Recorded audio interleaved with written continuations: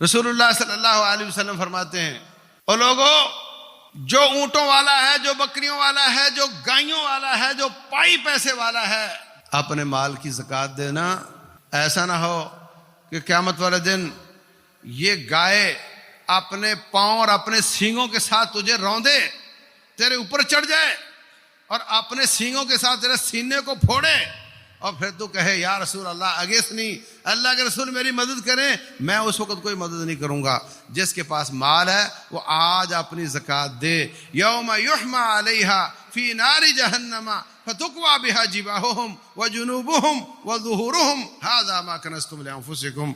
रब्बुल जलाल फरमाते हैं, जो पाई पैसे वाला है उसका पैसा आग में गर्म करके उसके माथे पर, उसके पहलुओं पर, उसके जिस्म पर लगाया जाएगा। फी यौमिन काना मिक़दारुहु 50,000 सना, उस दिन जिसकी मिक़दार 50,000 साल है।